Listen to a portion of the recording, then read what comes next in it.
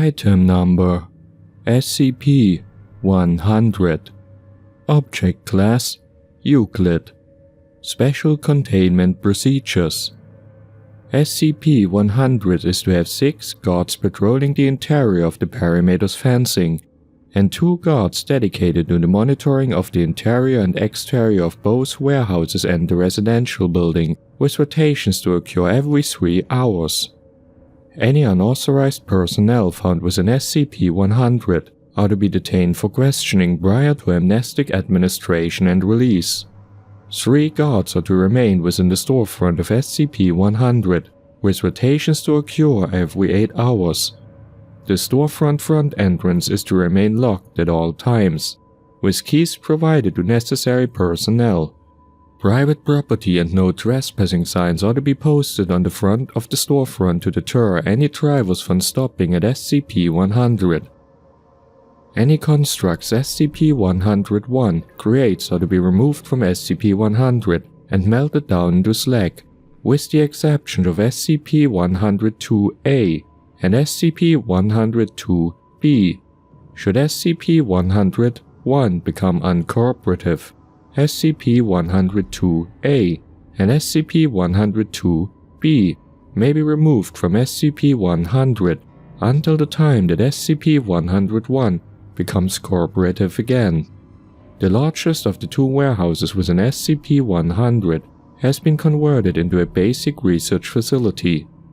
All objects created by SCP-100, excluding SCP-102-A and SCP-102-B, may be used for research purposes. Testing on SCP-101 itself may only be conducted with written permission from the acting head researcher. Description: SCP-100 is an abandoned scrapyard 80 kilometers from South Carolina, known as Jamaican Joe's Junkyard Jubilee. The scrapyard covers roughly 5,000 square meters of fenced-off land, consisting of 2 warehouses, a storefront and a small residential building, as well as neglected land and land used for storage.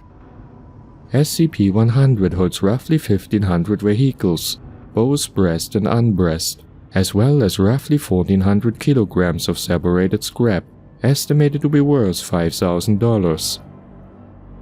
SCP-100's anomalous effects manifested through SCP-101 and its constructs, including SCP-102-A and SCP-102-B. Autonomy is lost when SCP-101.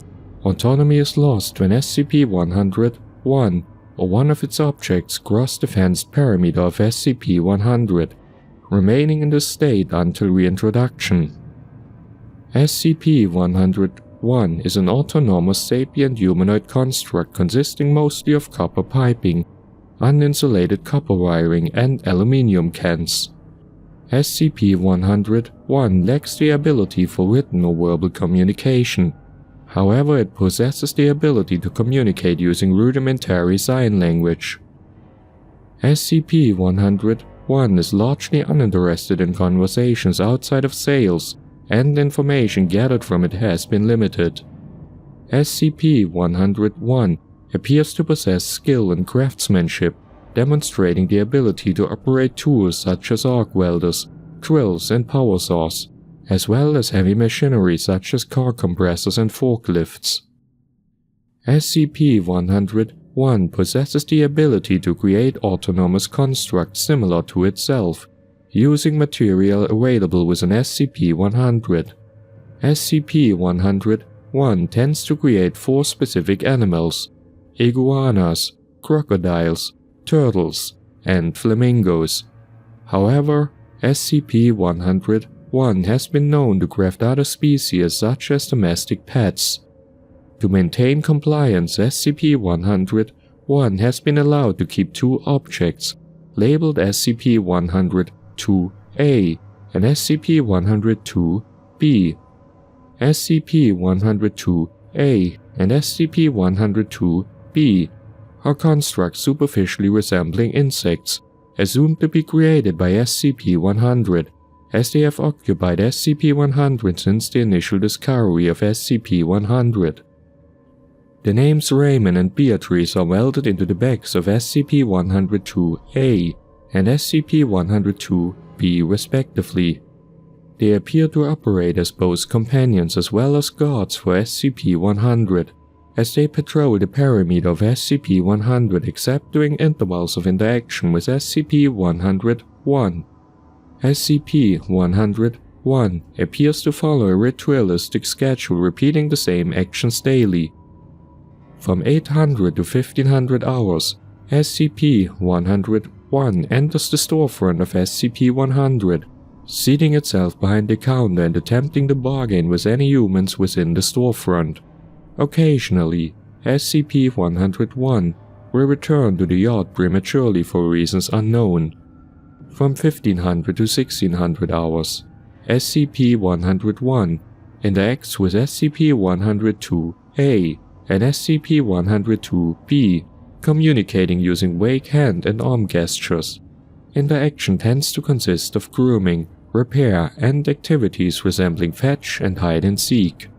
From 1600 to 2000 hours, SCP-101 performs various tasks including taking stock of material within SCP-100, cleaning and maintaining tools and heavy machinery, and cleaning the interiors and exteriors of buildings present within SCP-100.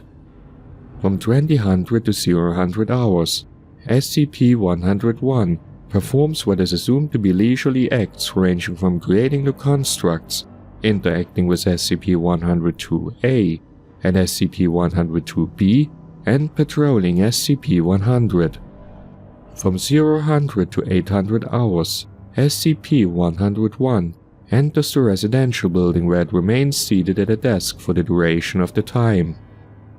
In the event that a human enters the storefront of SCP-100 during the interval of time SCP-101 is seated behind the counter, SCP-101 will attempt to bargain with them using a variety of gestures to convey meaning.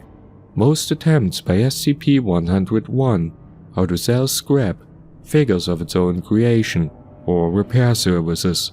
However, it has been known to purchase scrap. Despite SCP-101's inability to read, it possesses the ability to perform basic math as demonstrated by sales.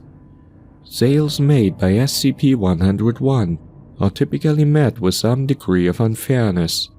SCP-101 has been known to intentionally use faulty scales and contaminate scrap piles with cheaper metals, and has demonstrated knowledge of the area of effect within SCP-100. SCP-101 has sold constructs repeatedly, despite the loss of autonomy when exiting SCP-100.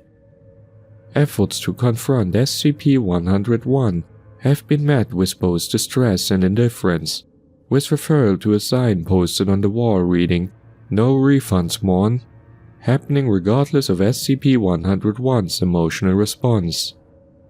SCP-100 was discovered on 9 November 1976, following reports of strange machines operating from within the scrapyard.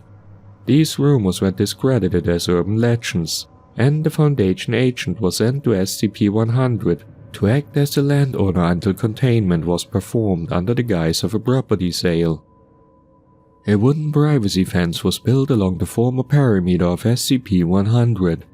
One-way windows were installed in the storefront, and the highway now running through the nearby town of redirects a majority of civilian traffic. Addendum 100A. Records show the property is owned by one Joseph Duval, with the mailing address sharing the same name. Local utility companies report billing had stopped approximately 3 months before the discovery of SCP-100, which was found abandoned save for SCP-101, SCP-102-A, SCP-102-B, and several avian and canine figures presumed to be made by SCP-101. The initial sweep of the building revealed the residential building to be mostly bare, with the only sign of former occupants being a note found taped to the door of the storefront. See Document 100A. Incident 100A. On 3rd June 2005, SCP-101 created a humanoid autonomous construct 10 cm in height, the first time SCP-101 has done so. Significant effort was put into this construct compared to the others, with greater detail applied to the construct, including facial features and JJ welded into the back of the construct, and stainless steel making up the majority of the construct. SCP-101 placed the construct on the counter of the storefront for the duration of the scheduled interval, both using vague gestures to seemingly communicate with one another. Following the confiscation of this construct, SCP-101 remained seated within the residential building of SCP-100 for a total of 10 days. Document 100-A. The following is a copy of the note recovered upon discovery of SCP-100. Out to lunch. Please see Assistant. JJ.